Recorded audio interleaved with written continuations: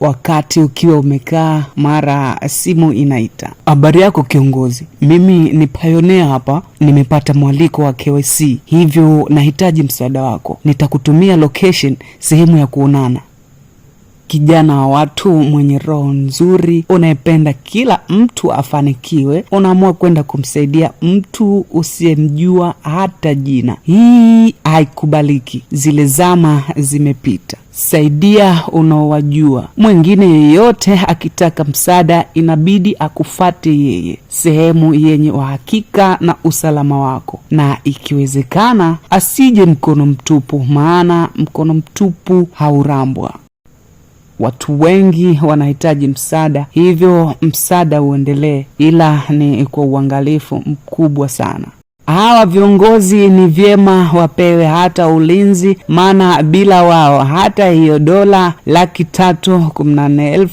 $314,159 ambayo tunaiita GCV isingesimama. Kila wapinzani walivyojitahidi kuwababaisha mapayonea kwa thamani tofauti ya pai, basi wao walipigania isiumbishwe. Hatimaye imekubalika duniani kote. Hapa kwetu Tanzania tunao viongozi wengi ambao maneno yao ni zaidi ya wanasiasa.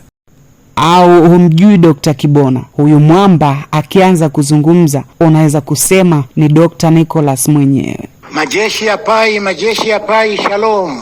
Nashukuru sana kwa wale waliopata zile klipu za Dr. Nicholas Kokalis. Watu mnajua kutunza sana. Nashukuru sana. Alafu na hiyo picha iliyowakwaza wengine, hiyo ya Cryptex imepita na nilishaielezea kwamba hapa sio mahali pake na haitarudia. Nilikuwa namshukuru miongoni mwa watu wetu waasisi wa pai na waasisi wa Cryptex, kwa hivyo isiwakwaze. Kulikuwa na faida kubwa mno kwa watu wangu walioko huko madownline wangu kuwajulisha kinachoendelea, maana tunakokwenda wageni wote kwenye magrupu watakuja kutawanyika, ila madownline wangu wa pai kilicho kizuri nitazidi kuwagawia, tutaendelea vizuri. Yupo na mwamba mmoja kutoka Morogoro. Huyu ni master kama anavyojiita, maana Hello Pioneer, habari za jioni.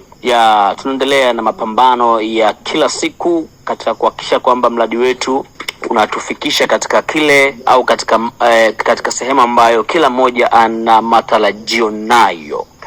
Leo nilikuwa nasoma ile announcement ambayo ilitolewa na koti mjana, ambayo ilizungumzia juu ya achievement ambayo wameweza kuattain ya kufikisha followers watu milioni 4 katika mtandao wa X ambao ni Twitter. Sitaki kumsahau kiongozi wetu Azbak. Huyu ukatutoa mbali sana. Habari za muda huu Pioneers wa Zanzibar, vipi hali zenu? Natumai nyote mpo wazima afya. Pioneers, nimekuja muda huu sababu hapo juu nimetuma linki ambayo ukibonyeza ile linki inakupeleka moja kwa moja kwenye channel ya Official Zay na hiyo linki ukibonyeza ni kwamba utaweza kuona mkutano ambao umefanyika juzi kwenye White House kwenye ikulu ya White House Marekani, kuweza kuona kwa lugha ya Kiswahili, kwa sababu mwanzo ilikuwa ipo lugha ya Kiingereza, lakini wengi walikuwa hawafahamu ile lugha ya Kiingereza. Bila kumsahau kiongozi wetu Kudhei, mapigo yake mnayajua, akianza kuzungumza haachi kitu.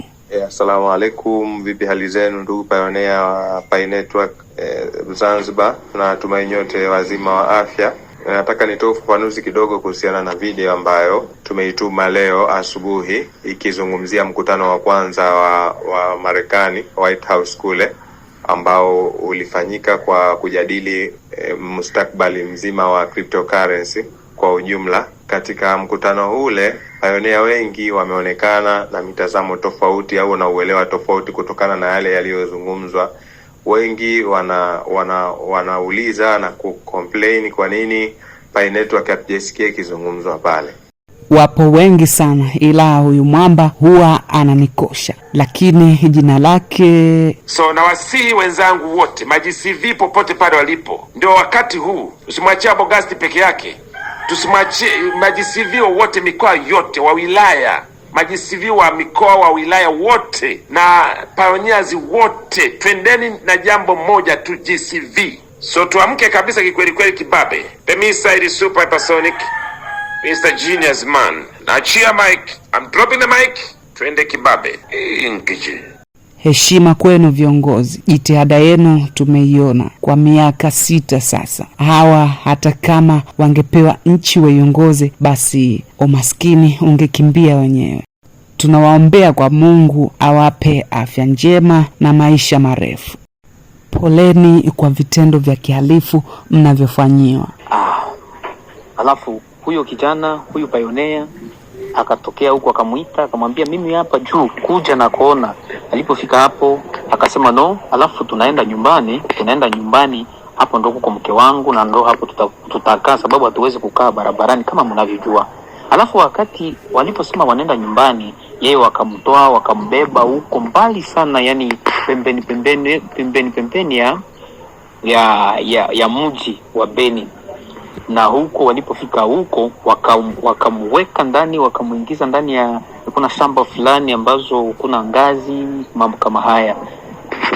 Na hapo ndo mtu mwingine ambaye alikuja na najimaski, anavaa koti kubwa kabisa, na hao mkoti ndani kulikuwa kuna bunduki. Tunawaomba hii isiwe ni sababu ya kuanza kututenga na kukosa msaada wenu, maana tumetoka mbali sana. Elimu yenu bado inahitajika, maana kinyume na hivyo pai zitaendelea kuuzwa kama ubuyu. Mimi ninayekusi usisahau kusubscribe, kucomment, kulike pamoja na kushare kwa wengine ili waendelee kujifunza zaidi. Ni Isaac Juma wa Dishi Media. Asante sana.